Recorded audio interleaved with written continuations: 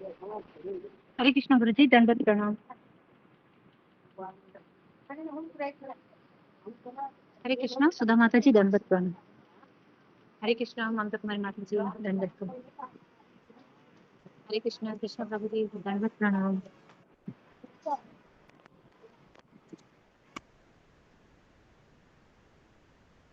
हरे कृष्णा सभी भक्तों को दंडवत प्रणाम। हरे कृष्णा रागिनी माता जी, दंडवत प्रणाम। दंडवत प्रणाम सभी को दंडवत प्रणाम। हरे कृष्णा सभी भक्तों को दंडवत प्रणाम। दंडवत प्रणाम सभी भक्तों को, दंडवत प्रणाम। हरे कृष्णा। हरे कृष्णा सभी भक्तों को दंड प्रणाम। गुरु जी को भी दंड प्रणाम। हरे कृष्णा सभी भक्तों को दंड प्रणाम। तेरे फोन तो है यार, वो फोन कर दिया मेरा फोन देख कितना कर दिया है? मेरे फोन में लोग कर से हरे कृष्ण सभी भक्तों को चरण में दंडवत प्रणाम।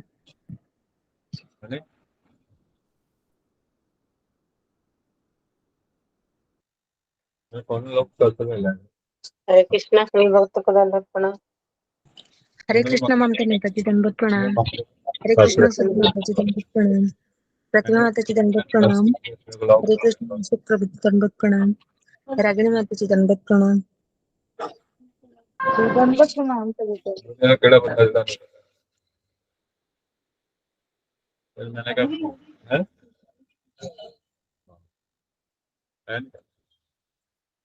है नहीं कर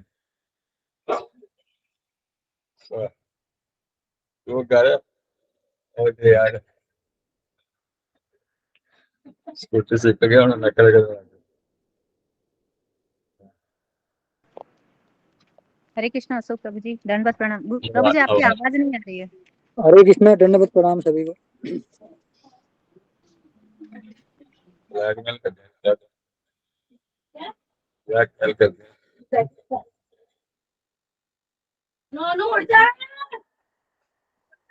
हरे कृष्णा।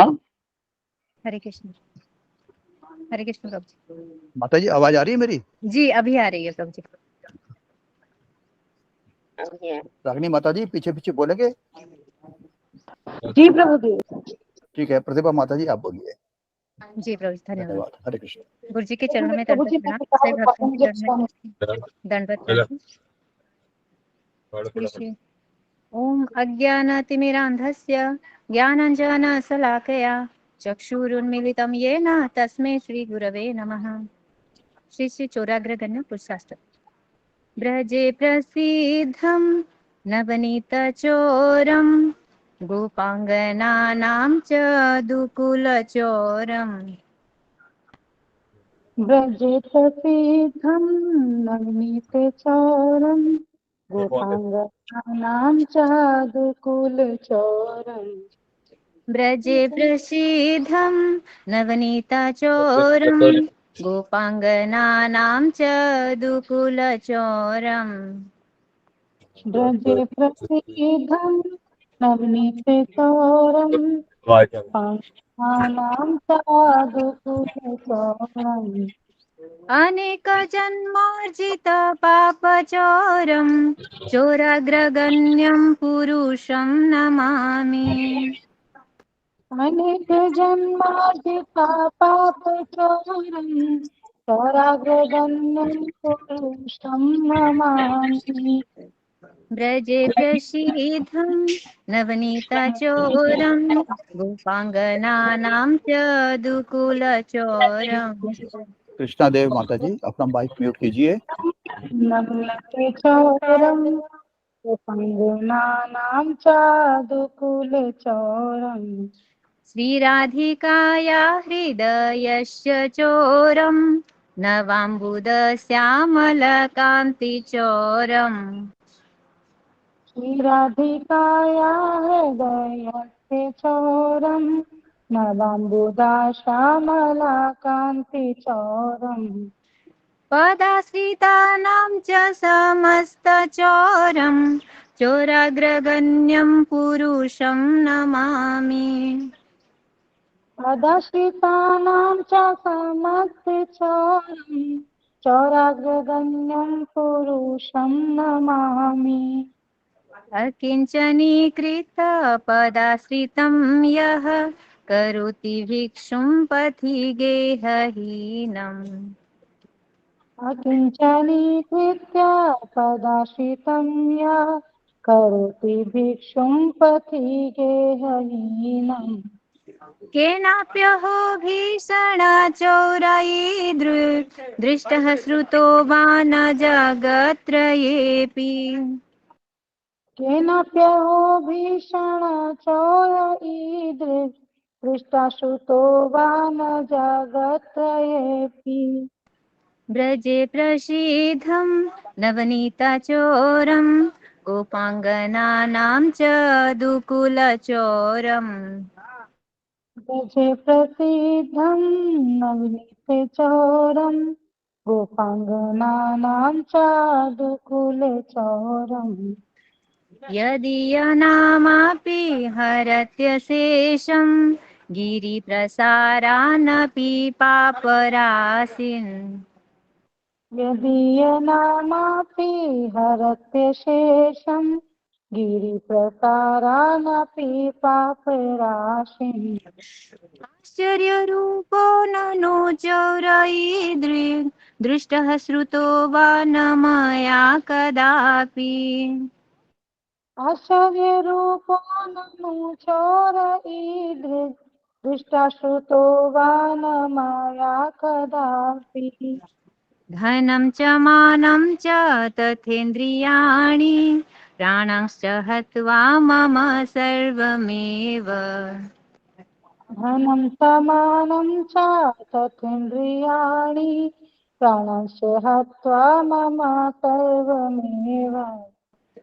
पलायसे कुत्र धृतोद्यचोर त्वं भक्तिदाम्नासि मया निरुद्धः पलायसे कुत्र धृत्योद्धचोरा त्वं भक्तिदाम्नासि मया निरुद्धः व्रजे प्रसीद्धं नवनीतचोरं गोपाङ्गनानां च दुकुलचोरम् व्रजे प्रसिद्धं नवनीतचोरं गोपाङ्गनानां चारुकुलचोरम्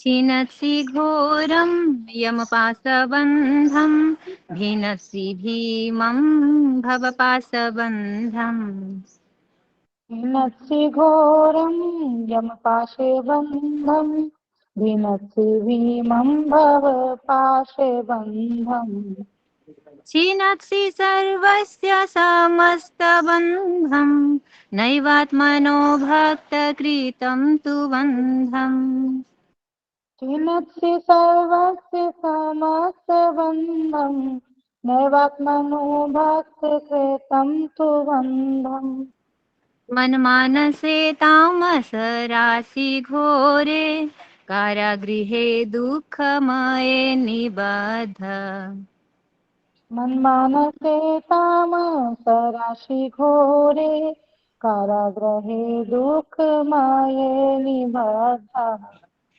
लभस्य हे चोरहरे चिराय स्वचौर्यदोषचितमेव दण्डम् लभस्व हे चोरहरे चिराय स्वचर्यदोषोचितमेव दण्डम् ब्रजे प्रसीद्धं नवनीतचोरं गोपाङ्गनानां च दुकुलचोरम् लभ्यते प्रसिद्धं नवनीतचोरं गोपाङ्गनानां चारुकुलचोरम्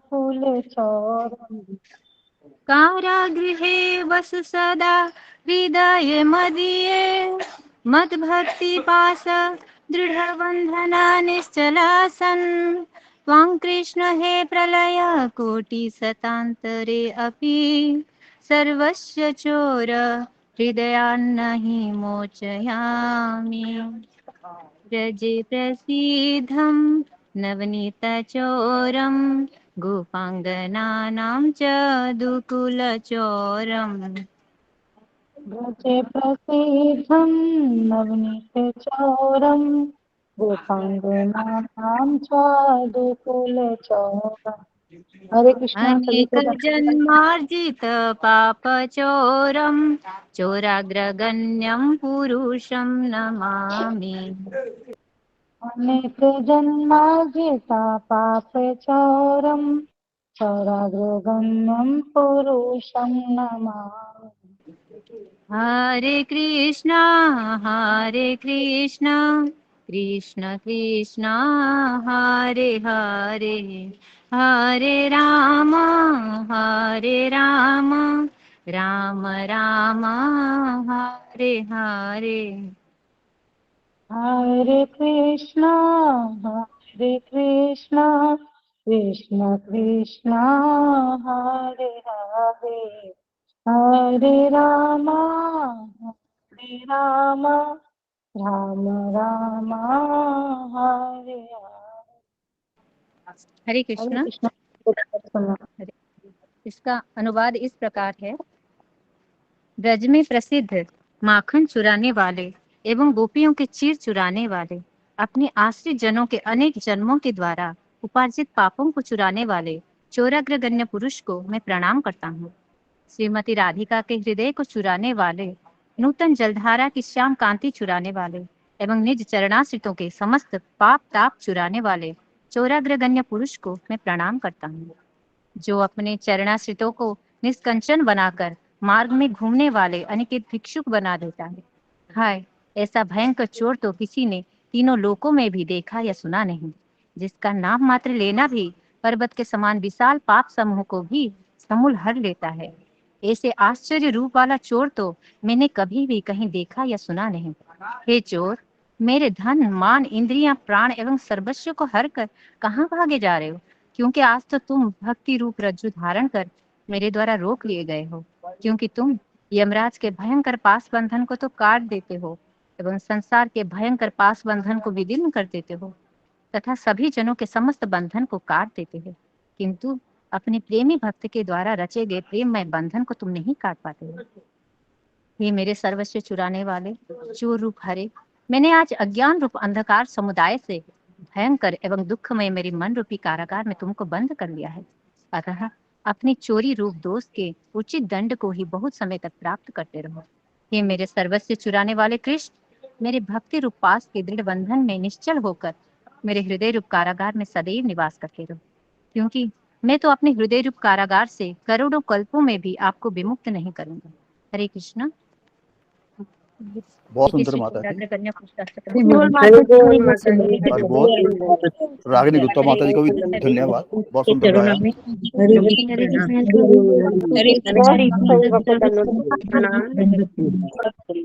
दुर्गा माता की रागिनी माता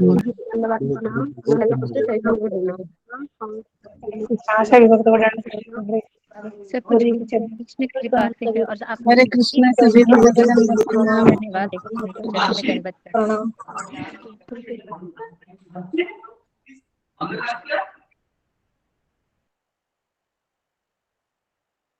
ओके, हरे कृष्णा हरे कृष्णा। हरे कृष्ण गुरु जी कृष्णा दंडवत हरे गुरु जी कृष्णा दंडवत गुरु जी प्रणाम। हरे दंडवत कृष्णा गुरु जी। हरे कृष्ण गुरु जी दंडवत प्रणाम। हरे कृष्णा गुरु जी दंडवत प्रणाम। हरे कृष्णा हरे कृष्णा गुरु जी दंडवत प्रणाम। हरे कृष्ण गुरु जी दंडवत प्रणाम। हरे कृष्णा सेवकों को हरे दंडवत कृष्णा गुरु जी हरे प्रणाम सभी भक्तों को दंडवत प्रणाम। हरे कृष्णा गुरु जी दंडवत वो बोले दंडवत प्रणाम। हरे कृष्णा। हरे कृष्णा। अच्छा, जी हरे कृष्णा जी। तो अनाउंसमेंट कीजिए। हरे कृष्णा गुरु जी, चरणों में दंडवत प्रणाम। गुरु जी, कल मैंने अनाउंसमेंट की थी कि ममता जना माता जी के पुत्र सौविक जनक ने आई हॉस्पिटल खोला है, तो उसमें थोड़ा प्रॉब्लम थी उनके वॉइस मैसेज में या मेरे सुनने में, तो उसका उद्घाटन आज है 1/8/2023 को। तो श्री कृष्णा आई हॉस्पिटल खोला है उन्होंने, सुपर स्पेशलिस्ट। तो उनका पूरे परिवार को हम कृष्ण भावना भावित बधाई देते हैं, ताकि उनका और भक्ति में सेवा करें, वो कृष्ण भक्ति में रह के ही अस्पताल का काम सारा करें। और भक्ति में भी लगे रहें। और दूसरा, आज ऋषभ कुमार जायसवाल प्रभु जी के नन्ही सी परी लावण्या का दूसरा जन्मदिन है। हम जायसवाल जी के पूरे परिवार को श्री कृष्ण भावना भाई बधाई देते हैं और लावण्या के उज्जवल सुखमय और कृपामय भविष्य की मंगल कामना करते हैं। और हम सौविक जना जी के और ऋषभ कुमार जी के ये पुत्री लावण्या के लिए भगवान श्री कृष्ण, परम पूज्य श्री प्रभुपाद जी, परम पूज्य श्री राधानाथ स्वामी महाराज, परम आदरणीय समस्त वैष्णव आचार्य एवं परम आदरणीय गुरुदेव के चरणों में और सब भक्त वृंद के चरणों में प्रार्थना कर रहे हैं, इन सबको आशीष दें ताकि इनका जन्म सफल हो और ये अपना कार्य सेवा भक्ति में लगे के कर रहे हैं। हरे कृष्णा गुरु जी। और एक प्रार्थना है भक्तों को कि हम जो प्रार्थना करते हैं डेली, ये एक सिर्फ औपचारिक तक नहीं है, फॉर्मेलिटी नहीं है। वैष्णव की प्रार्थनाओं में बहुत शक्ति होती है, वैष्णव के भाव होते हैं। और सबसे बड़ी बात है, महान वैष्णव आचार्यों और श्रीला प्रभुपाद जी और बहुत समस्त वैष्णव आचार्यों और हमारे राधानाथ स्वामी महाराज जी, इनके आशीर्वाद में, गुरुदेव महाराज के आशीर्वाद में अमूल्य होते हैं। इनमें बड़ी शक्ति होती है जो नामुमकिन को मुमकिन बना देता है, असंभव को संभव बना देता है। और इसके लिए तो बड़े बड़े लोग तरसते हैं इस आशीर्वाद के लिए, तो हमें इस आशीर्वाद को अनन्य नहीं लेना चाहिए। ये बहुत कृपामय होती है, भक्ति में होते हैं। तो इसलिए मेरी प्रार्थना है कि इसे अनन्य ना लें प्रार्थना को। और हम सब परिवार के भक्तों के लिए मंगल कामना करते हैं। हरे कृष्णा गुरु जी, धन्यवाद, प्रणाम। 3 बार हरे कृष्ण महामंत्र बोलते हैं सारे भक्तों के। हरे कृष्णा हरे कृष्णा कृष्ण हरे कृष्ण कृष्णा हरे हरे कृष्णा हरे राम हरे राम राम राम हरे हरे हरे कृष्ण कृष्ण हरे हरे हरे राम हरे राम हरे कृष्ण राम राम हरे हरे हरे कृष्ण हरे हरे हरे राम राम हरे राम राम हरे हरे हरे हरे राम हरे राम राम हरे हरे हरे राम राम राम। कृष्ण गुरु जी दंडवत प्रणाम। सभी भक्तों को दंडवत प्रणाम। गुरु जी आपका चरण में कोटि प्रणाम। आज किसका टर्न है बताने का, कृपया करके शुरू कीजिए। हरे कृष्ण गुरु जी, मैं सोमाकर माता जी, हरे कृष्णा। हाँ शुरू कीजिए, जी शुरू कीजिए। हरे कृष्ण जी। हरे कृष्णा। कल आपने भागवतम के 24वें श्लोक से हमने स्टार्ट किया था। तो यहाँ पर आप बताते हैं कि विदुर जी धृतराज जी से कहते हैं कि आप एक कुत्ते की भांति भीम के दिए गए रोटी को खा रहे हैं। तो आपने यहाँ पर एक क्वेश्चन पूछा था कि भीम का ही नाम क्यों लिया गया है। तो मंजू माता जी ने बताया कि भीम ने ही उन्हें के धृतराष्ट्र के 100 पुत्रों को मारा था। और भीम इसीलिए वो उनके मैंने उनको गुस्सा आता था भीम को देख के। फिर यहाँ पर विदुर जी ने बताया कि धृतराष्ट्र से कि भीम को ही आपने विष दिया था और पांडवों को आपने लाक्षाद्वीप में जलाया था। फिर यहाँ पर मैंने जलाने का प्रयत्न किया था। फिर 25वें श्लोक में आप बताते हैं कि मैंने विदुर जी उनको बोलते हैं कि आप आप अगर आपको मरने की इच्छा नहीं है तो भी एक दिन ऐसा समय आएगा कि आपका शरीर क्षीण हो जाएगा और आपका पूरे नष्ट हो जाओगे, तो आपको एक ना एक दिन मरना ही है। फिर 25वें श्लोक में बताते हैं कि यहाँ पर धीर वर्ड का यूज किया था कि अज्ञात सुदर्शन। तो जो भक्त होता है वो भक्तों के साथ ही रहना पसंद करता है, किंतु बहुत सारे ऐसे लोग होते हैं जो क्राउड में भीड़ में रहना पसंद नहीं करते हैं। लेकिन आपने यहाँ पर बताया कि अगर हम अकेले रहेंगे तो और हमारा दिमाग बुरे विचारों में आएगा, इसलिए इससे अच्छा कि हमें भक्तों के साथ रहना ही अच्छा होगा, क्योंकि अकेले रहने से दिमाग और खराब हो जाता है। फिर आपने 27 श्लोक में बताया, क्वेश्चन पूछा था कि एक व्यक्ति अपने आप कैसे जगता है। तो यहाँ पर ममता पाल माता जी ने कहा था कि जब व्यक्ति को ठोकर लगता है या बहुत दुख होता है तभी वो जागता है। अगर वैसे भी नहीं जागता है तो विदुर जैसे लोग होते हैं जो हमारे जीवन में आते हैं, बहुत कड़े शब्द बोलते हैं और हम कई बार उनके वर्ड से भी जाग जाते हैं। तो आपने यहाँ पर आध्यात्मिक वेदियों के 3 लक्षण बताए थे। एक होता है धीर, सन्यासी और निष्ठावान।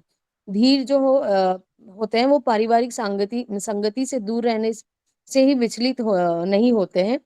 और जो सन्यासी है वो निराशा भावना के कारण विरक्त जीवन बिताते हैं। और जो निष्ठावान होते हैं वो भगवान का भक्त मतलब जी श्रवण कीर्तन करते हैं और उनको ही अपने हृदय में जागृत करते हैं और कई बार घर भी त्याग देते हैं। फिर 28वें श्लोक में विदुर जी धृतराष्ट्र से कहते हैं कि कलयुग आने वाला है और बिना कुटुंब को बताए ही आप यहाँ से चले जाइए। तो आपने यहाँ पूछा कि बिना कुटुंब को बताए ही क्यों जाने बोल रहे हैं। तो यहाँ पर लक्ष्मी माता जी ने बताया कि या तो फिर परिवार वाले उनको रोक लेंगे, फिर शीला माता जी ने कहा कि हम स्वयं रुक सकते हैं आसक्ति के कारण। और यहाँ पर उत्तर दिशा का ही बोला था कि उनको जाने को तीर्थ स्थान है, क्योंकि उत्तर दिशा में ही ज्यादातर हमारे तीर्थ स्थान होते हैं। और सबसे यहाँ पर आपने बोला कि सबसे बड़ा भाग्यशाली कौन होता है। भगवान तो आपने बताया कि जिसको भगवान की कथा का श्रवण करने का अवसर मिलता है, और उससे भी भाग्यशाली वो होता है जो रोज भगवान की कथा को सुनने का अवसर मिलता है। इसलिए भगवान हमसे ज्यादा उम्मीद रखते हैं कि हम उनके भक्ति में आगे बढ़े। फिर यहाँ पर धृतराष्ट्र ने जैसे ही सुना कि सब तुरंत मैंने जैसे ही वो सुनता है तो उनमें सारे वैराग्य उत्पन्न हो जाता है और बिना बोले वो चले जाते हैं। पर जब गांधारी जी को ये पता चलता है कि वो चले गए हैं हिमालय के, तो वो भी चली जाती है। फिर जब युधिष्ठिर आते हैं पूजा वूजा सूर्य पूजा करके महल में आते हैं, क्योंकि पहले के मैंने जो होते थे वो बड़ों के पैर छूते थे। तो जब वो आते हैं अपने ताऊ जी के पैर प्रणाम करने के लिए, तो वो देखते हैं ना ताऊ है ना मतलब धृतराष्ट्र जी नहीं है और गांधारी भी नहीं है। तो यहाँ आपने क्वेश्चन पूछा कि युधिष्ठिर सुबह सूर्य की क्यों पूजा करते हैं। तो ममता माता जी ने कहा कि सूर्य आदि देवता भगवान के ही अंश है, इसलिए वो प्रणाम करते हैं। और युधि आपने एक और ऑप्शन मैंने बताया था पॉइंट कि युधिष्ठिर राजा थे, इसलिए जैसे राजा करेंगे वैसे ही प्रजा उनको फॉलो करेगी। फिर युधिष्ठिर संजय से पूछते हैं कि आपको पता है कि ताऊ कहाँ है। तो कहीं ऐसा तो नहीं है, क्योंकि उनको डाउट है कि कहीं वो सुइसाइड तो नहीं कर लेंगे। और जो ये संजय थे आपने बताया कि वो धृतराष्ट्र के सचिव थे।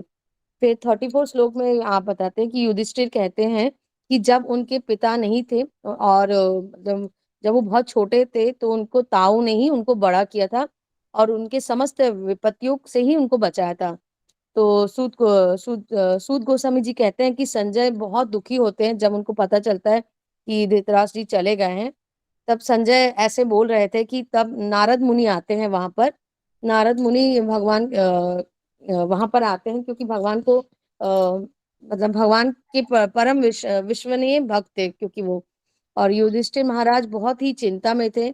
यहाँ पर प्रभुपाद जी कहते हैं कि जो आध्यात्मिक गुरु से श्रवण करना मैंने करता है वो बहुत इम्पोर्टेंट होता है, क्योंकि हमको आध्यात्मिक गुरु की श्रवण करना बहुत जरूरी है। कि जब तक हम श्रवण आध्यात्मिक गुरु से नहीं करेंगे तब तक हमको भागवतम कुछ समझ में नहीं आता है। इसलिए गुरु परंपरा से ही हमको ये ज्ञान सीखना चाहिए। हरे कृष्ण गुरु जी, मैंने इतना ही लिखा था, कुछ भूल हो जाए तो ग्रंथ माफ कर दीजिएगा। हरे कृष्ण। हरि बोल माता जी, हरि बोल। हरि बोल माता जी, हरि बोल। बहुत बहुत सुंदर, सुंदर माता जी। सुंदर बात है, हरि बोल। हरि हरि बोल माता जी, हरि बोल। बहुत सुंदर बताया माता जी। हरे कृष्णा गुरु जी, दंडवत प्रणाम, सभी हरि भक्तों को बोल दंडवत माता प्रणाम। जी, हरे बहुत सुंदर, बहुत अच्छा माता जी। हरे ओके। कृष्ण, हरे कृष्ण। ओम नमो भगवते वासुदेवाय। ओम अज्ञानतिमिरन्धस्य ज्ञानाञ्जनशलाकया चक्षुरुन्मीलितं येन तस्मै श्रीगुरुवे नमः। स्थापितं येन भूतले स्वयं रूप कदा मह्यं ददाति स्वपदान्तिकम्। वन्देऽहं श्रीगुरु श्रीयुतापदकमलम्।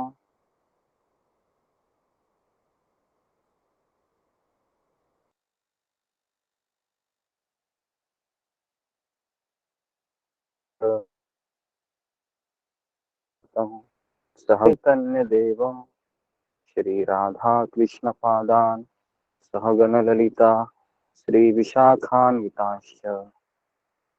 हे कृष्ण करुणा सिन्धु दीनबन्धु जगत्पते गोपेश गोपिका कांत राधा कांत नमस्तुते तप्त कांचन गौरांगी राधे वृंदावनेश्वरी वृषभानुसुते देवी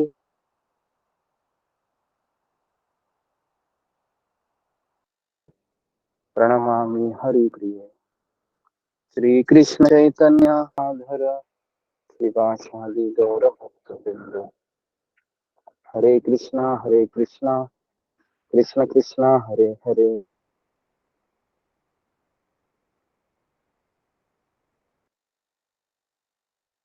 नित्यं नरं चैव नरोत्तमं देवीं सरस्वती व्यासं ततो जयमुदीरये नष्टप्रायेषु भद्रेषु नित्यसेवया भगवती उत्तमश्लोके भक्तिर्भक्तिः कृष्णाय वासुदेवाय देवकी नंदनाय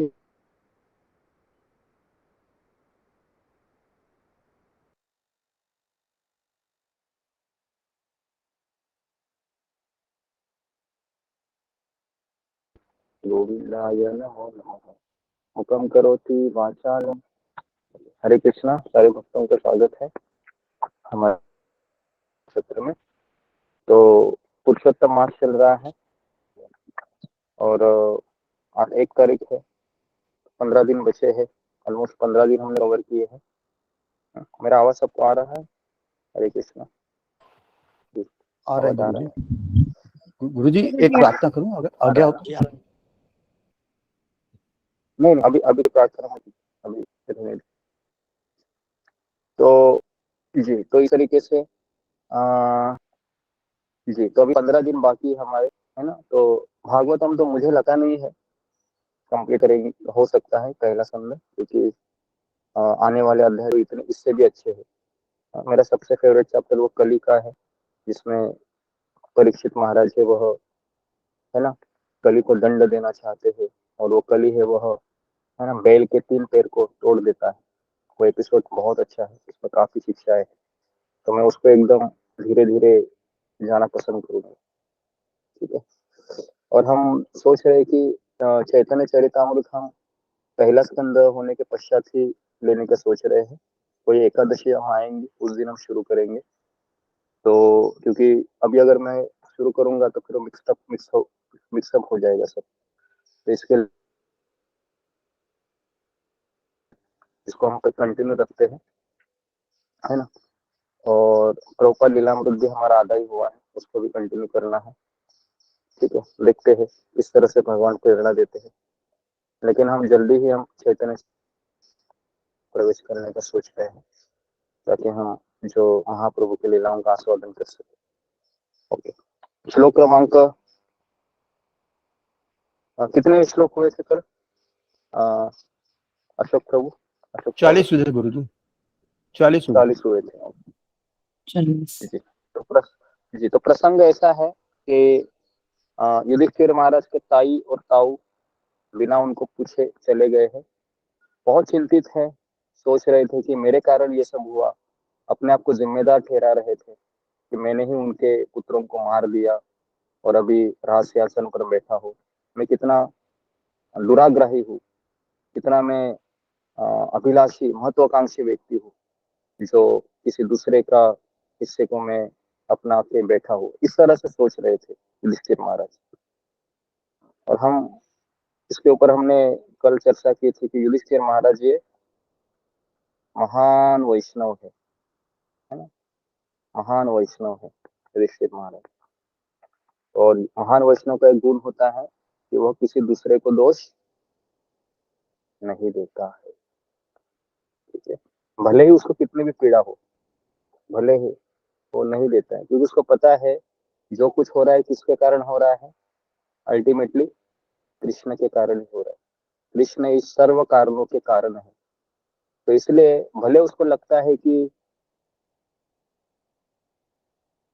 क्या दे रहा है, क्यों नहीं समझ रहा है, लेकिन क्या कृष्ण हमारे हृदय में नहीं है कि नहीं? क्या कृष्ण हमारी पीड़ा को नहीं समझ रहे? कृष्ण चाहते तो तुरंत। गुरुजी, आपकी आवाज ना बहुत धीरे धीरे आ रही है, अच्छा, आप थोड़ा वॉल्यूम तेज कर लो।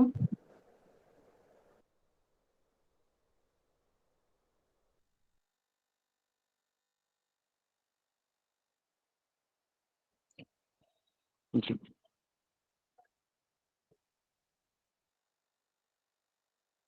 आवाज क्लियर नहीं आ रही, थोड़ा दबी हुई आ रही है। बहुत ना धीरे धीरे आ रही है, धीमी धीमी आवाज।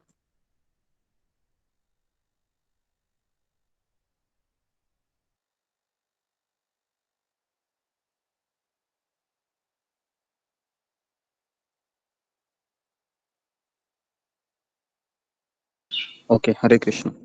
तो जिस तरह से जी मैं अभी कुछ बता रहा था।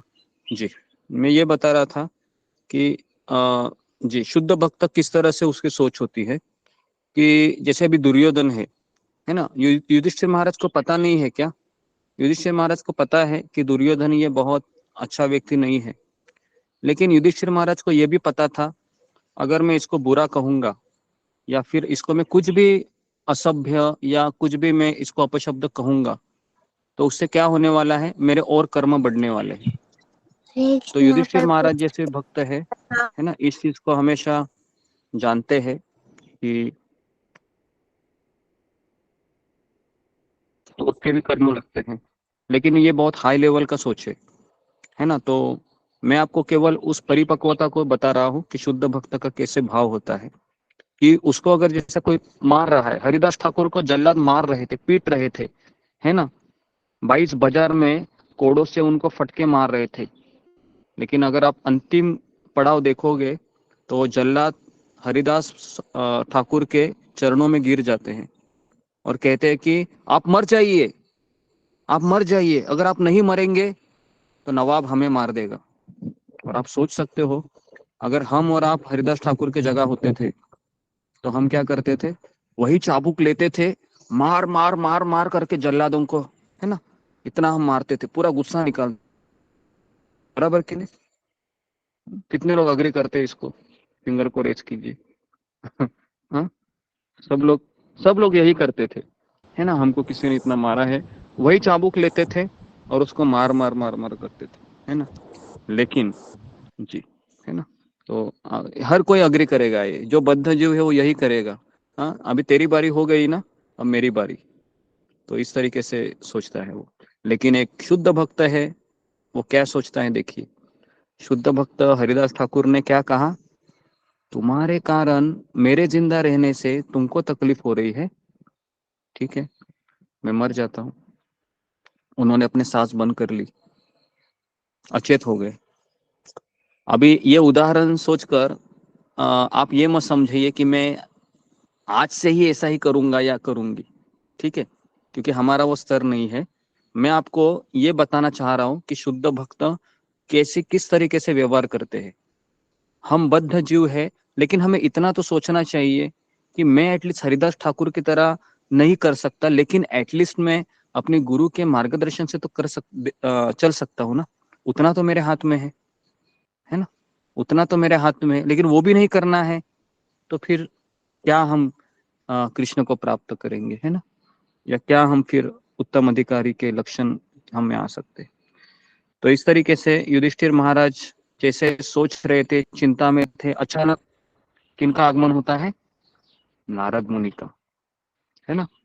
नारद मुनि बजाए बिना राधिका रमन नामे। नारद मुनि हमेशा राधिका रमन और भगवान का नाम लेते हुए चलते रहते हैं। और नारद मुनि कितने हैं संसार में? जैसे शिव जी कितने हैं? हमारे ही ब्रह्मांड में 11 रुद्र है। कितने हैं? 11। समझ में आ रहा है? हमारे केवल एक ब्रह्मांड में, और ब्रह्मांड कितने हैं? अनगणित है ना, अनंत ब्रह्मांड है। तो कितने शिव जी हो गए फिर? अनंत। अनंत कोटि शिव जी। समझ में आ रहा है? लेकिन वो शिव जी एक ही है, लेकिन उन्होंने अपना विस्तार इस तरीके से किया है। वैसे नारद मुनि भी कई है ना, ऐसा नहीं है। अभी नारद मुनि यहाँ पर है, कुछ समय के बाद कोई दूसरे ब्रह्मांड में भी नारद मुनि रहेंगे, है ना। तो नारद मुनि भगवान के कौन से अवतार में आते हैं? कौन बताएगा मुझे? जी, फिंगर को रेज कीजिए। नारद मुनि भगवान के कौन से अवतार है? जी, फिंगर को रेज कीजिए और इसको लिखिए, क्योंकि ये बार बार नहीं होने वाला है जो चीजें मैं आपको सवाल जवाब कर रहा हूँ। जी, मंजू सिंह। गुरु जी शाक्तावेश अवतार। जी, तो नारद मुनि ये भगवान के शक्तावेश अवतार है जी। तो शक्तावेश अवतार की व्याख्या है, ये कौन करेगा जी? तितली मिश्रा बोलो, शक्तावेश अवतार किसे कहते हैं? हरे कृष्णा गुरु जी, मुझे नहीं पता, वो हैंडल मैंने दूसरी चीज के लिए ओके किया था, माफ कीजिएगा। जी। गुरु जी मैं बताऊं? नहीं नहीं, एक मिनट, आप मत बताइए, आपको जब पूछा जाए तभी आप बताइए। ओके, नेक्स्ट मीना कुमारी माता जी। हरे कृष्णा गुरु, दंडवत प्रणाम। हरे कृष्णा से गुरु गुरुदेव, ये भगवान जो है शक्ति प्रदान करते हैं आत्मा को, जैसे कि व्यास देव हुए और हमारे शिल प्रभुपाद जी हुए, ऐसे।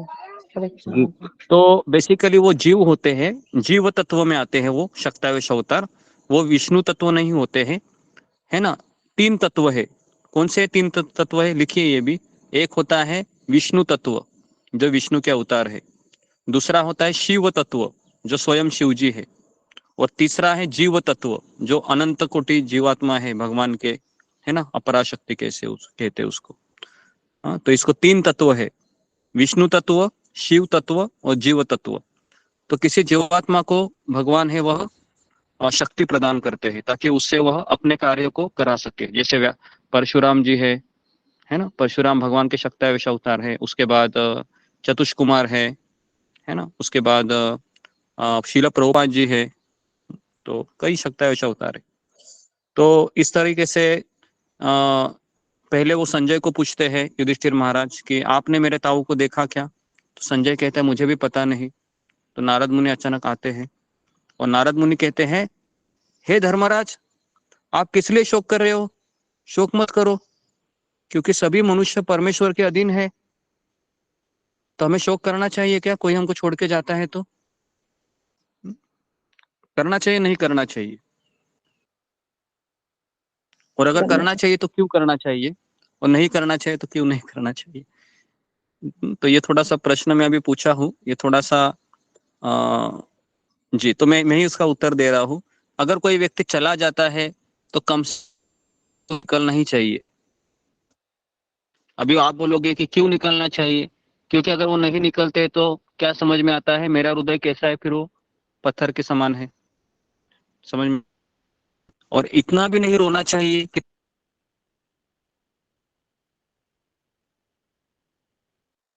है ना, बस रोए जा रही है या रोए जा रहा है।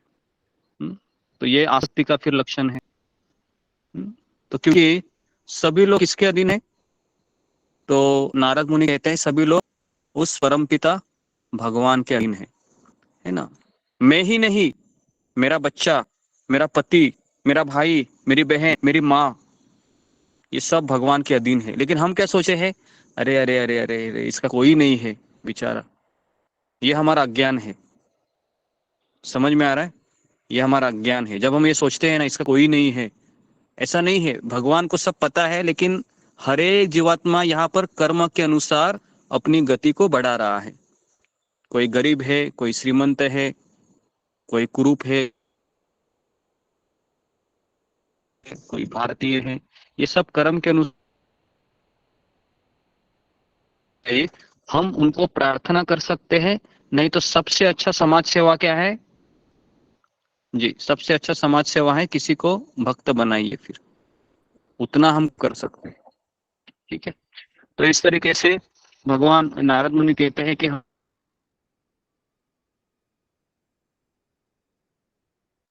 सब किसके अधीन है? परमेश्वर के अधीन है। तो हमें अपने जीवन में हमें रोते नहीं रहना चाहिए, क्योंकि हमको पता है मेरे कृष्ण मेरा ध्यान रख रहे हैं। अगर उनकी इच्छा है कि मैं ऐसे ही तड़पता रहूं, है ना, अग्नि में,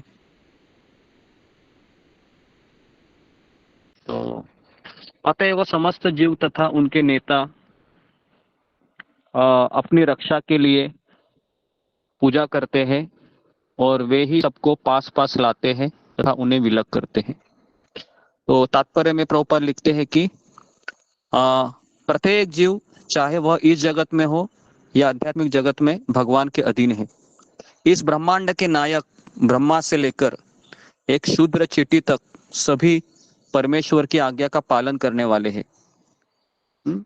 तो आप सोचिए, ब्रह्मा जी से लेके चींटी तक सब भगवान के अधीन है। तो अभी मेरा सवाल है, इस संसार के जो लोग हैं, जो असुरिक लोग हैं, जो आतंकवादी है, क्या वो भगवान के अधीन है या नहीं है? जी, फिंगर को रेस कीजिए। इस संसार के जो समाज को विध्वंस करने वाले लोग हैं, है ना, जैसे ओसामा बिन लादेन हो, है ना, या फिर वो ISIS के अधिकारी हो, क्या ये भगवान के अधीन है या नहीं है? क्योंकि यहाँ पर तो प्रॉपर लिखते हैं कि हर एक ब्रह्मा से लेके चींटी तक सब भगवान के अधीन है। जी, ओके जी। एकता सोमानी। हरे कृष्णा गुरु जी, दंडवत प्रणाम। सही भक्ति दंडवत। गुरु जी अधीन है, क्योंकि भगवान ने सारा ब्रह्मांड भगवान ने बनाया, तो सब कुछ भगवान के अधीन है। भगवान ने असुर भी भगवान ने बनाए, देवता भी भगवान ने बनाए। जी, ओके। नेक्स्ट प्रतिभा कुमारी जी।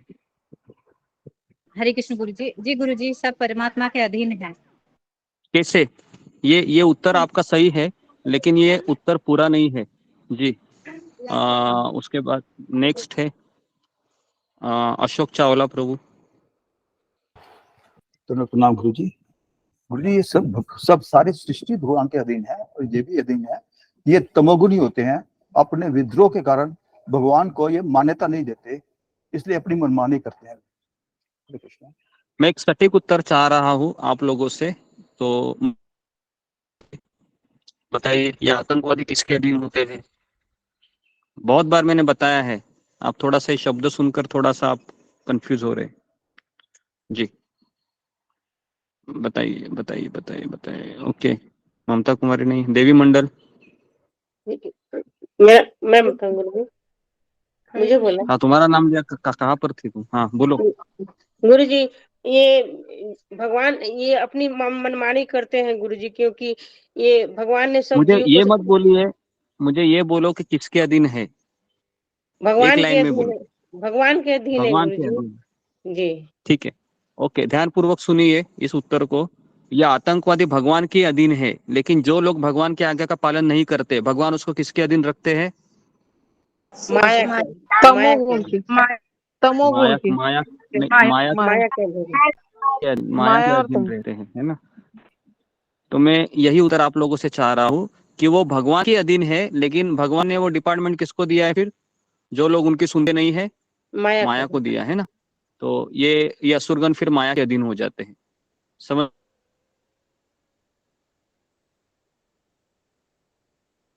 गुरु जी, आवाज ब्रेक हो रहा है बार बार आपका, इसलिए मुझे सुनाई नहीं दिया। को अपने जीवन में जो लोग भगवान को अपने जीवन में अपनाते हैं और उनकी भक्ति करने में लगे हैं, उनको महात्मा कहते हैं। जैसे गीता में भगवान कहते हैं कि जो महात्मा रहते हैं वो मेरी दैवी प्रकृति की शरण लेते हैं। महात्मानस्तु माम पार्थ दैवी प्रकृतिम आश्रित। तो और जो लोग भगवान का आश्रय नहीं लेते, तो भगवान कहते हैं कि माया देवी तुम इनको संभालो भी, है ना, और इनकी बहुत परीक्षा लेना, जब तक ये सुधरते नहीं है ना, मेरे पास मत लाना इनको। तो अभी अभी हमारा हाल क्या है? वैसा ही है। और कभी कृष्ण में रहते हैं, जैसे अभी सत्संग चल रहा है तो कृष्ण में है, सत्संग में लॉग आउट होने के बाद माया में। तो हाँ, तो ऐसे हमारा डिपार्टमेंट भी चेंज होते रहता है ना।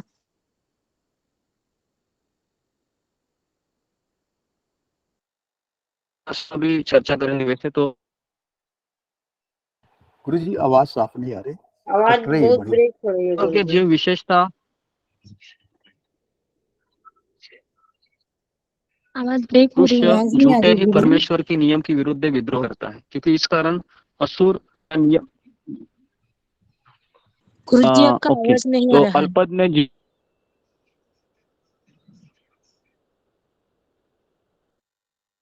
और इस कारण असुर या नियम भंग करने वाले के रूप में प्रताड़ित होते हैं। कोई भी जीव भगवान के आगे से किसी विशेष स्थिति को प्राप्त करता है और भगवान या हमारी उनके आवाज गुरु जी अधिकृत दूत नहीं के जा रही आदेश के है। द्वारा किसी अन्य पद पर बैठाता है ना। तो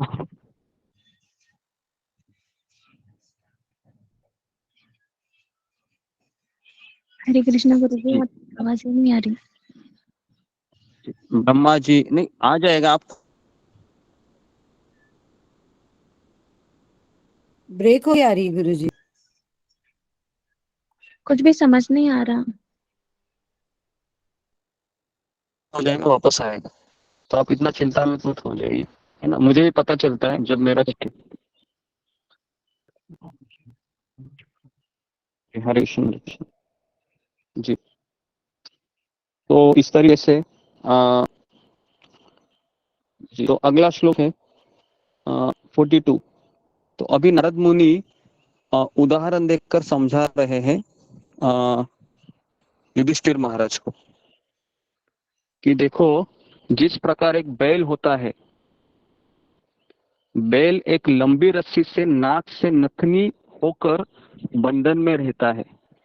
कितने लोगों ने देखा है ऐसे बैल को, जो गांव में रहते हैं, या कि पता है बैल को कैसे बांधते हैं, है ना जी। तो बहुत लोगों ने देखा होगा ना, वो बैल के लंबी रस्सी से नाक से नथनी होकर बंधन में रहता है, बराबर है। तो इसी प्रकार मनुष्य जाति विभिन्न वैदिक आदेशों से बंधकर भगवान के आदेश का पालन करने हेतु बद्ध है ना। अभी मेरा आपको सवाल है कि अगर किसी पशु को हम बांधे हैं रस्सी से, तो पशु कितना घूम सकता है? जितनी उसकी रस्सी है उसको अलाउ करती है, बराबर है, उतना ही घूमेगा क्या नहीं, है ना। उसके बाहर जाएगा क्या वो बैल? नहीं जाएगा ना। तो हमारा भी कुछ ऐसा ही है कि हमारी रस्सी कितना है। अभी हमको कौन से रस्सी से भगवान ने बांधा है? माया रूपी रस्सी से। हाँ जी, तीन गुणों की। 3 गुणों की। हाँ, 3 गुण रूपी रस्सी ने रस्सी ने हमें सबको बांध लिया है। ऐसा नहीं कि इस संसार में कोई उससे, है ना, छूटा हुआ है। केवल भगवान के शुद्ध भक्त ही उससे छूटे रहते। उस तो प्रत्येक जीव, चाहे वह मनुष्य हो या पशु हो या पंछी, यही सोचता है कि वह स्वतंत्र है, किंतु वास्तव में भगवान के कठोर नियमों से कोई भी स्वतंत्र नहीं है। तो मुझे अभी, मैं आपसे एक सवाल पूछ रहा हूँ, क्या हमारा भारत देश अभी 1947 में स्वतंत्र हुआ, बराबर है, ब्रिटिशों के हाथ से। लेकिन आध्यात्मिक रूप से आप इसको कैसे देखेंगे जी? फिंगर को रेज कीजिए कि अभी हमारा भारत एक स्वतंत्र राष्ट्र है, लेकिन अगर मैं आपको कहूँ कि आध्यात्मिक तत्व ज्ञान से जितना अभी आपने समझा है, उसको किस तरह से आप देखेंगे जी? ऋतुपर्णा। हरे कृष्णा गुरुजी, दंडवत प्रणाम। सभी भक्तों को दंडवत प्रणाम। गुरुजी, मुझे लगता है आध्यात्मिक रूप से हमारा भारत स्वाधीन नहीं हुआ है, क्योंकि बाहर के लोग हमारे संस्कृति को देखकर वो लोग पसंद करते हैं, लेकिन हमारे देश के लोग जो होते हैं वो बाहर के कल्चर को पसंद करते हैं, जो कि खराब कपड़ा पहनना और उनके जो लाइफस्टाइल होता है उसको लोग सब पसंद करते हैं, और सब सनातन धर्म को सब लोग भूल जाते हैं। हरे कृष्ण। ओके जी, नेक्स्ट साधना।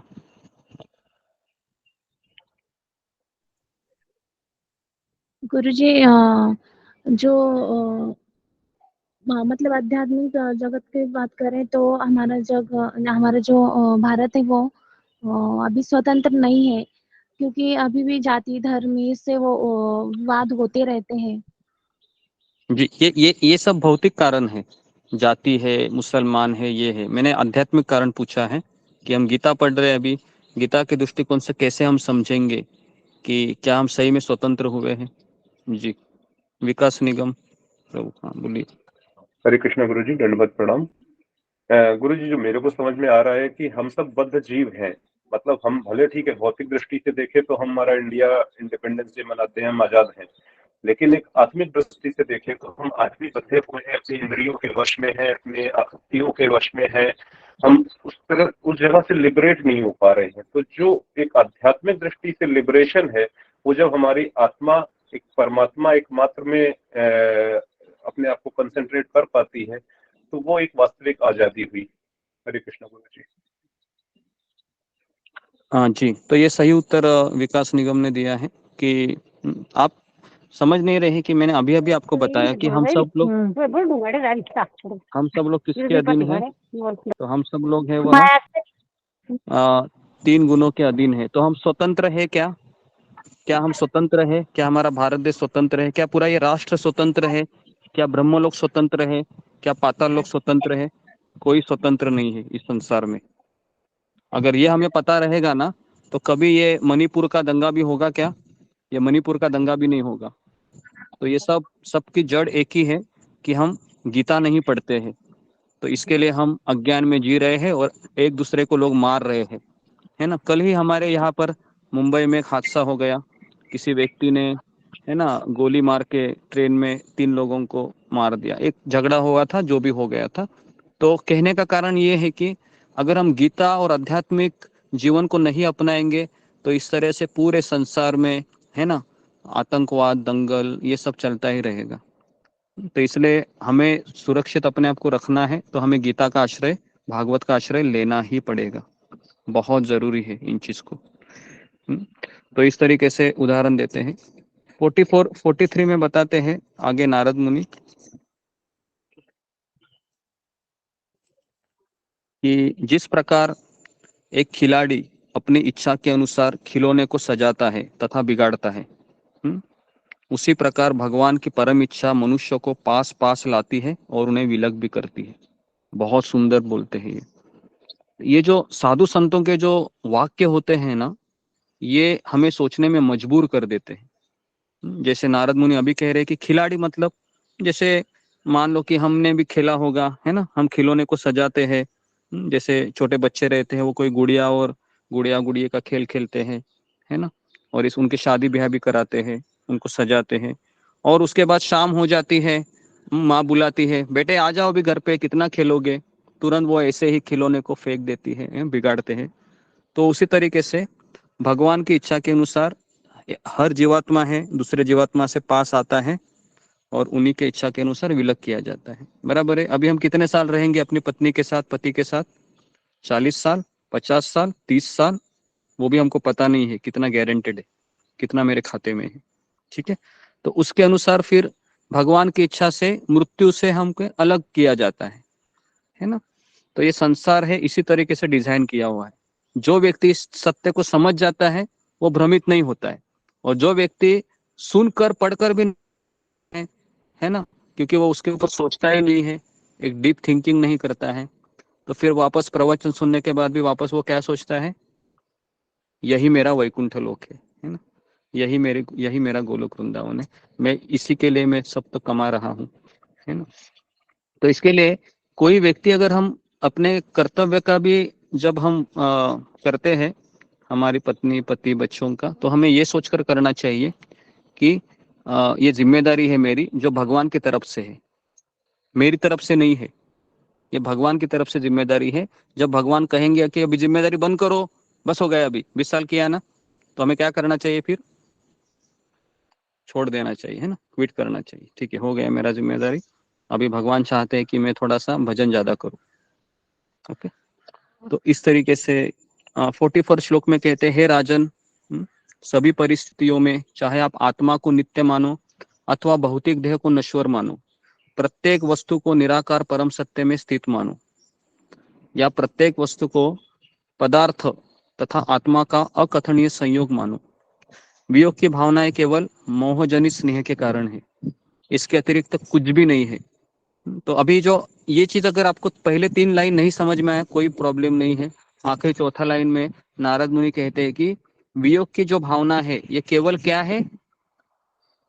मोहजनित स्नेह। इसको अंडरलाइन कीजिए। विलग का हमको जब लगता है ना कि वियोग हो गया मुझे, तो अभी मेरा अगला सवाल है कि एक शिष्य को अपने गुरु का वियोग होता है या नहीं होता है? जी, अगर होता है तो कैसे होता है, नहीं होता है तो कैसे नहीं होता है? फिंगर को रेज कीजिए। हाँ जी।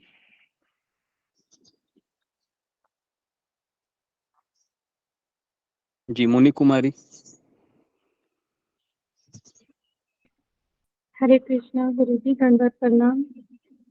योग इस तरह से होता है, जब मैं ऋषिकेश गई थी तो आपका जब संग मुझे प्राप्त हुआ था, तो एक पिता की भांति जिस तरह से आप सबको सिखाते हैं वैसा आते हैं, और मेरे जीवन में आप पहले से ही मेरे पिता का जगह ले चुके हैं।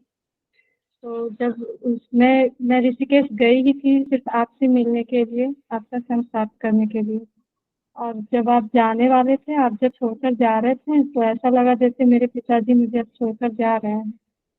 तो भाव इसी तरह से होता है जब एक गुरु से जब हम दूर होते हैं, तो कि अब हमें कौन संभालेगा, अब हमें कौन बताएगा, कैसे हम उनसे मिलेंगे, कैसे कैसे बात करेंगे। फिजिकल मिलना और ये मोबाइल पे इस तरह से देखना बहुत फर्क होता है। हरे कृष्णा गुरु जी, भूल हो गई तो माफ कर दीजिएगा। Okay, next. धन्यवाद। सुजाता माता जी। हरे हरे कृष्णा गुरु जी, दंडवत प्रणाम। सभी भक्तों को दंडवत प्रणाम। गुरु जी, वियोग होता है यदि केवल शारीरिक रूप से वियोग होता है गुरु का, और गुरु तो वाणी के रूप में हमारे साथ रहेंगे, इसलिए वियोग नहीं होता है कभी। जी, तो ये सही उत्तर दिया है सुजाता ने कि शिला प्रभुपाद जी को जब पूछा जाता था क्या आप आपके गुरु के साथ रहते हैं, तो उन्होंने क्या जवाब दिया कि मैं ऐसा एक क्षण नहीं था मेरे जीवन में कि जब मैं मेरे गुरु से अलग था। समझ में आ रहा है? ये उत्तर दिया था उन्होंने। वो कहते कि मेरे गुरु अभी मेरे साथ नहीं है शारीरिक रूप से, क्योंकि वो चले गए 1936 में। 1936 में उनके गुरु महाराज भक्ति सिद्धांत सरस्वती ठाकुर गोलोक वृंदावन चले गए, और ये सवाल उनको पूछा था 1967 में, 30 साल के बाद। और जब प्रभुपाद को पूछा कि आपके गुरु के साथ आपको गुरु की याद आती है, गुरु का वियोग सताता है, तो कहते हैं कि मेरे गुरु मेरे वाणी के रूप में हमेशा मेरे साथ रहते हैं, उनके वाणी के रूप में मैं उनके वाणी का हमेशा चिंतन करता हूँ, है ना। और उस समय कोई रिकॉर्डेड थे क्या लेक्चर उनके? उस समय कोई रिकॉर्डिंग भी नहीं था, है ना। 1960 19 कोई ऐसा कोई रिकॉर्डेड लेक्चर भी नहीं थे उनके, कुछ नहीं था। आप सोच सकते हो ना। तो लॉकडाउन अभी हुआ था ना 3 साल पहले, तो परम पूज्य राधानाथ स्वामी महाराज ने ऑनलाइन क्लास दिया था अमेरिका से, सारे जितने भी उनके शिष्य हैं मुंबई में। तो वहां पर एक ऐसा ही सवाल पूछा था कि आप तो गुरुदेव, आप तो अमेरिका में रह रहे हैं अभी, और अभी कोविड चल रहा है, पता नहीं हम आपको कब देख पाएंगे, सब अनिश्चितता चल रही है। तो महाराज ने बहुत सुंदर उत्तर दिया। महाराज ने कहा कि अगर मैं यहाँ पर बैठकर हरे कृष्ण महामंत्र का जप करता हूँ और आप मुंबई में रहकर हरे कृष्ण महामंत्र का जप करते हैं, तो हम दोनों एक साथ हैं। ये उत्तर मुझे अभी भी याद है, 3 साल पहले दिया था, है ना। तो ये रिश्ता होता है आध्यात्मिक गुरु का शिष्य, है ना। तो वो केवल एक शारीरिक रूप से नहीं चाहता है कि मैं उनके संपर्क में रहूं, क्योंकि उनको पता है शारीरिक रूप से होगा कभी संभव, कभी नहीं भी होगा, लेकिन उनके वाणी के माध्यम से उन्होंने जो बताया था उस रास्ते पर चलने के लिए वो कटिबद्ध हो जाता है। क्योंकि असली प्रेम क्या है? असली प्रेम है कि आज्ञा का पालन करना, ये असली प्रेम। ठीक है। असली प्रेम ये नहीं कि मुझे लगता है कि ऐसा होना चाहिए, मुझे ऐसा लगता है कि ठीक है। तो जी, तो ये अभी यहाँ पर एक आया चीज, तो इसके लिए मैंने इसको थोड़ा सा एक्सटेंड किया कि जो वियोग होता है ना, जिसमें वो केवल मोहजनित स्नेह है ना। एक जब पति है पत्नी से बिछोड़ जाता है ना, जैसे वो जॉब करने के लिए जाता है ना, तो पत्नी बहुत रोती है। तो वो रोना क्या होता है? वो रोना मोहजनित स्नेह होता है, मोह होता है और कुछ नहीं। क्योंकि जैसे ही फिर एक दिन चला जाता है, फिर वो नॉर्मल भी हो जाती है, बराबर है, नॉर्मल हो जाती है, खाती है पीती है, पड़ोसी के साथ गप्पे भी लगाती है, नॉर्मल हो जाता है। तो जी, लेकिन जो आध्यात्मिक से संबंध होता है उसमें ऐसा नहीं है, वो रोता भी है। जब वो है ना, जब वो गुरु के उनको अगर याद आता है तो रोता भी है, लेकिन वो अपने आप को ये भी समझाता है कि जी मुझे विरह तो हो रहा है। जैसे गोपियाँ थी, जब भगवान श्री कृष्ण मथुरा चले गए वृंदावन से, तो गोपियाँ भी रो रही थी। लेकिन उनमें से जो बड़ी गोपी थी राधा रानी, उन्होंने सारे गोपियों को इकट्ठा किया और कहा कि हमारे कृष्ण तो हमसे दूर गए हैं, लेकिन हमारे कृष्ण ने कुछ हमको कहा भी है, क्या कहा था कि मैं आऊंगा। उन्होंने कहा था कि मैं आऊंगा, तो हमें उनकी राह देखनी चाहिए, ऐसे रोते नहीं रहना चाहिए। लेकिन हम तब तक क्या करेंगे, सारे गोपियों ने कहा, हम क्या करेंगे तब तक?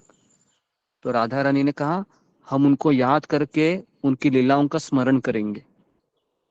तो इस तरह से सारी गोपियां इकट्ठा हो गई और एक दूसरे से उनकी कथाएं लीलाएं करती रही, और इस तरह से ऐसे डूब जाती थी वो कि उनको कभी ऐसा लगा ही नहीं कि कृष्ण मेरे साथ नहीं है। तो इस चीज को हमको समझना बहुत जरूरी है, और इसी को आध्यात्मिक जीवन कहते हैं। आध्यात्मिक जीवन ये नहीं कि हम हमेशा साथ रहेंगे फिजिकली, ये नहीं है। आध्यात्मिक जीवन ये है कि हमको वाणी को अपनाना है, और कभी हमको वपु मिले, शरीर मिले यात्रा में, तो हमें उसका भी, जैसा अभी राधानाथ महाराज आ रहे हैं 6 दिन के लिए, तो 6 दिन के लिए हम जाएंगे, ऐसा नहीं है।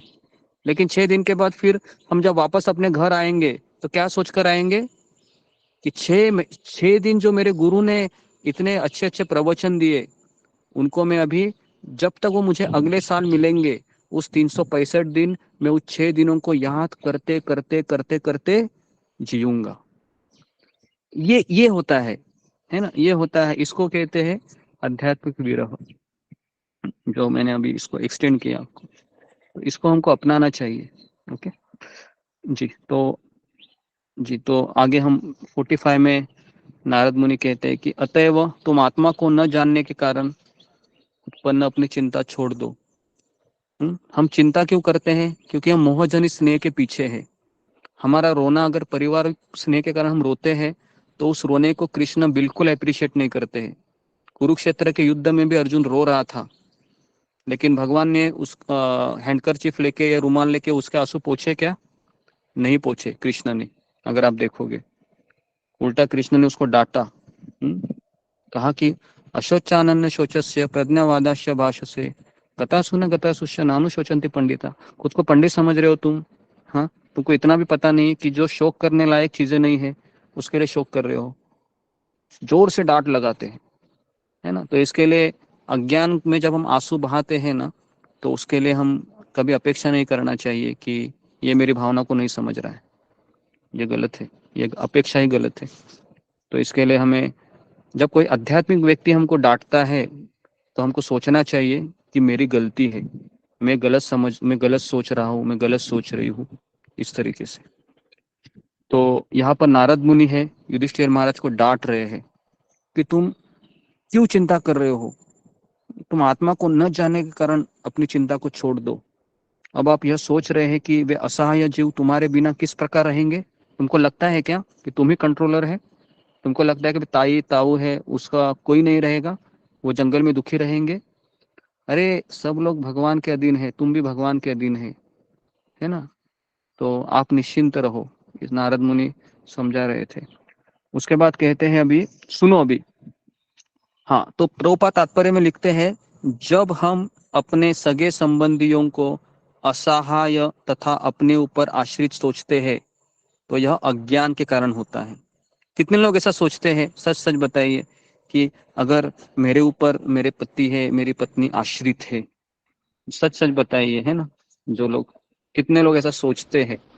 मुझे लगता है हर एक व्यक्ति ऐसा सोचता ही है कि मैं हाथ पैर नहीं हिलाऊंगा तो इनका कैसे होगा, है ना, बराबर है। तो इस तरीके से सोचते हैं। तो प्रभुपाद लिखते हैं तात्पर्य में कि हमारे अपने सगे संबंधियों को असहाय तथा अपने ऊपर आश्रित सोचते हैं, वो अज्ञान के कारण होता है। अज्ञान ही एक्चुअली सबसे बड़ा हमारा दुख का कारण है, क्योंकि कभी कभी हमारे बेटे के जीवन में कुछ ऐसा चीज हो जाता है जिसके लिए हम जिम्मेदार अपने आप को ठहरते हैं। ये गलत है, उसका कर्म है, उसको भुगतने दो, है ना। हमारा कार्य क्या है? उसको समझाते रहना, भाई ये गलत है, ये सही है ना। हम किसी कर्म बदल सकते हैं क्या? हम किसी कर्म बदल नहीं सकते। कर्म बदलने वाला एक ही है, परमपिता कृष्ण। लेकिन हम उनको सलाह दे सकते, भाई ये अच्छा नहीं है, ये बुरा है, इस तरीके से। 46 में 5 तत्वों से निर्मित यह स्थूल भौतिक शरीर ही पूर्व से सनातन काल, कर्म तथा भौतिक प्रकृति के गुणों के अधीन है। तो हमारा शरीर किसके अधीन है? 3 चीजों के अधीन है, यहाँ पर लिखा है। पहला है सनातन काल, दूसरा है कर्म और तीसरा है 3 गुण। तो हम दुखे मतलब कि मुझे हमें लग रहा था कि केवल 3 गुणों के ही अधीन है, लेकिन अभी 2 लोग ऐड हो गए इसमें। कौन है? अभी 2 लोग ऐड कौन हो गए? सनातन काल और दूसरा है कर्म। देखो तो किस प्रकार से यह अन्य व्यक्तियों की रक्षा कर सकता है जबकि वह स्वयं सर्प के मुंह में फंसा हुआ है। तो मुझे बताइए, अगर कोई व्यक्ति दलदल में फंसा है ना, उसको दलदल निगल रही है और वो सोच रहा है ठहर ठहर ठहर मैं आपको बचाता हूँ, तो ऐसे व्यक्ति को आप क्या कहेंगे? और अज्ञानी। हाँ? अज्ञानी अज्ञानी मूर्ख। मूर्ख कहेंगे ना, बराबर है। मैं खुद डूब रहा हूँ, कभी कभी हम माला नहीं करते हैं और हम सोचते हैं अरे मेरा बेटा माला नहीं कर रहा है, गुरुजी कुछ बोलो इनको। तो इसका अर्थ क्या है? मैं खुद दलदल में फंसा हूँ, मैंने आश्रय नहीं लिया है और मैं दूसरे को बोल रहा हूँ अरे तुम निकलो तुम निकलो तुम निकलो। तो इसके लिए कई माता पिताओं को लगता है कि मेरा बेटा चैंटिंग करे, लेकिन वो इतना गंभीर नहीं होते जी। 47 में आगे कहते हैं कि जो बिना हाथ वाले वे हाथ वालों के शिकार है, जो पाँवों से विहीन है वे चौपायों के शिकार है, निर्बल सबल के भोज्य है और सामान्य नियम यही है, एक जीव दूसरे जीव का भोजन बना हुआ है। समझ में आ रहा है? जीव जीवस्य जीवनम, इस संसार में हर एक जीव दूसरे जीव का भोज्य है। समझ में आ रहा है क्या? जैसे यहाँ पर लिखा है कि बिना हाथ वाले हैं वे हाथ फलों के शिकार है, मतलब जिनके हाथ है वो उनको खाते हैं। हाँ? जो पाँवों से विहीन है, मतलब ऐसे ही चलते रहते हैं जमीन पे, वो 4 पायों के शिकार है। तो भगवान ने यहाँ पर दुनिया ऐसी बनाई है ना कि हर एक व्यक्ति दूसरे को खाकर ही जीवित रह सकता है, बराबर है। अगर आप देखोगे ना तो हर एक व्यक्ति है दूसरे को नीचे नीचे उसको दबा नहीं पड़ता है अगर उसको ऊपर जाना है। लेकिन जब वो व्यक्ति गीता भागवत सुनता है तो उसको पता चलता है ये सब फिजूल का बकवास है, इससे ऊपर निकलो। अभी ये सब मैंने जिंदगी भर यही किया है, मैं अच्छा बनूं, है ना, मैं हीरो बनूं, है ना। जो मुझे आध्यात्मिक मिला है कि विनम्र रहना है, सहनशील रहना है, और ऐसे कितने साल अभी हमारी जिंदगी के बचे हैं बताइए? 20 साल, 10 साल, 15 साल, हम मैक्सिमम ये लोग तो 35-40 क्रॉस किए हुए हैं यहाँ पर, है ना। तो कितना साल हमको सहन करना है? थोड़ा सहन कीजिए, 15 साल, 10 साल, है ना। उसके बाद तो हमारा भगवत धाम फिक्स ही है। लेकिन सहन नहीं करेंगे तो क्या होगा? अगला जन्म, है ना। पुनरपि जननम पुनरपि मरणम पुनरपि जननी जठरे शयनम, हे संसारे भव दुखारे कृपया पाहे पारे मुरारे, है ना। तो इसलिए हमें बहुत सतर्क होना चाहिए, क्योंकि हम हमारे सबके पास भगवत धाम का टिकट मिला हुआ है। हम सबके जेब में भगवत धाम का टिकट है।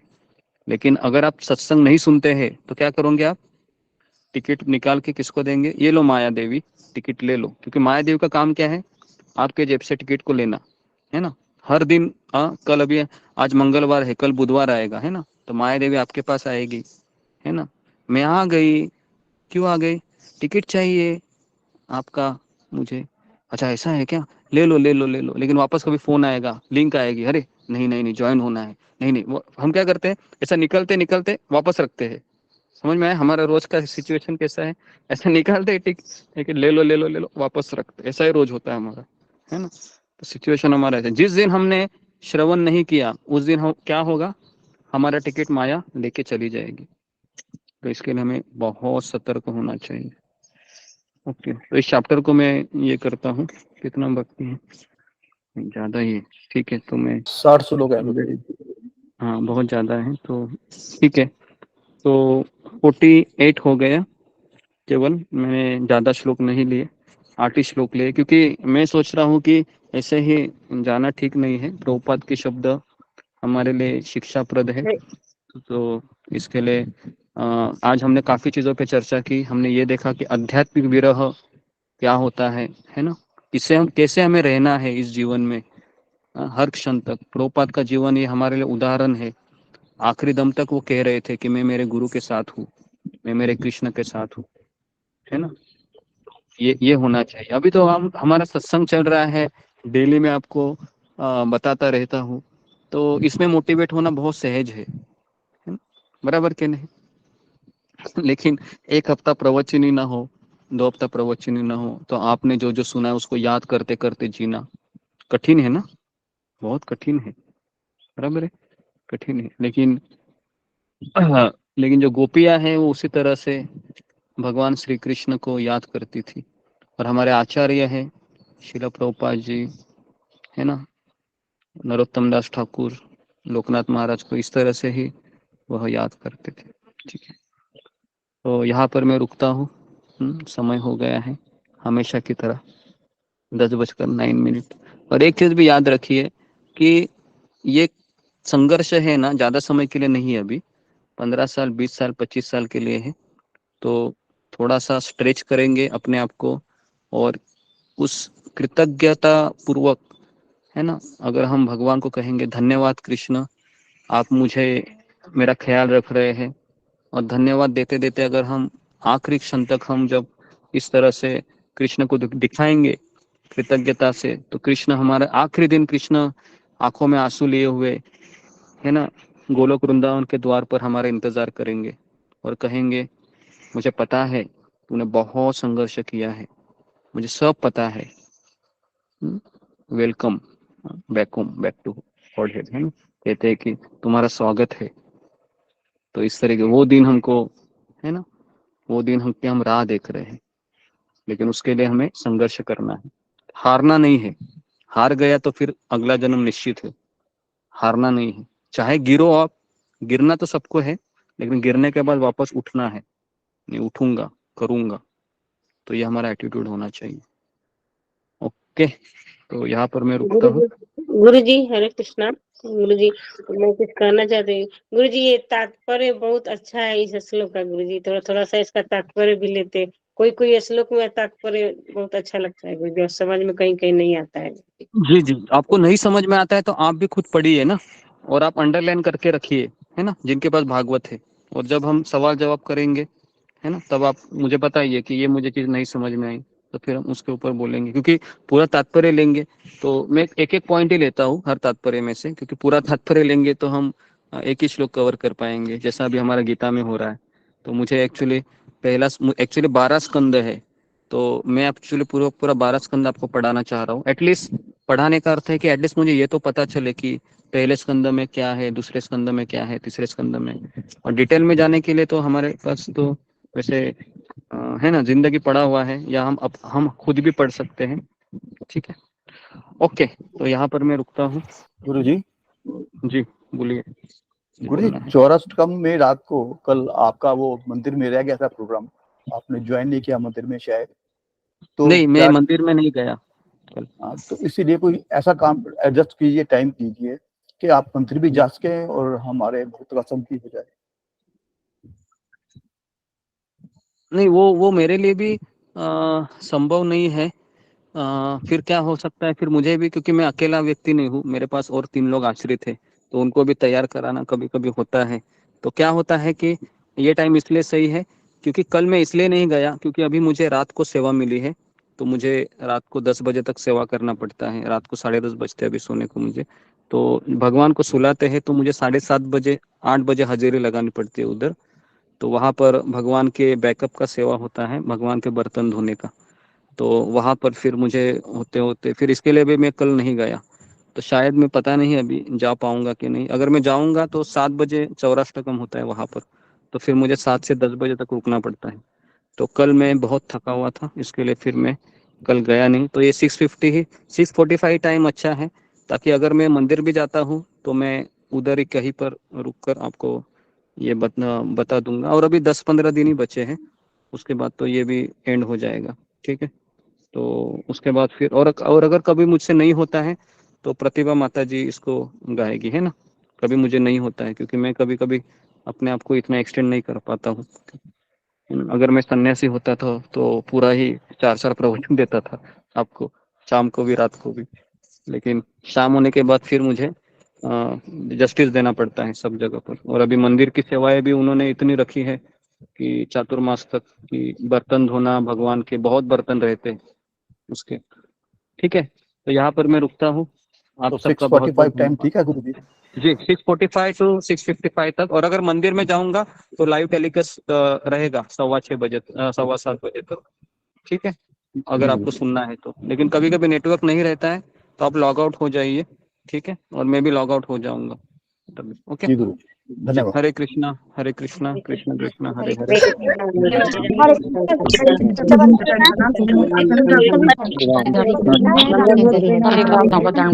हरे कृष्ण गुरुदेव हरे कृष्णा सभी भक्तों को दंडवत प्रणाम, कोटि कोटि प्रणाम सभी सभी भक्तों को प्रणाम जी। हरे कृष्णा, दंडवत प्रणाम।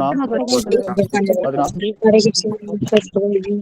हरे कृष्ण, हरे कृष्ण अंजलि हरे माता जी, कृष्णा हरे हरे कृष्ण सुबह हरे प्रणाम, कृष्णा दंडवत प्रणाम।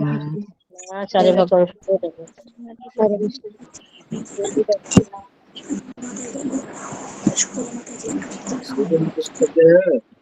हरे कृष्णा जुमा गौरा माता जी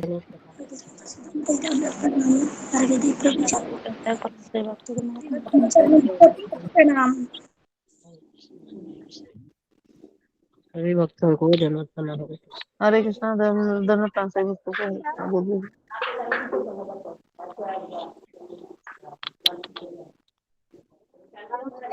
हरे कृष्णा।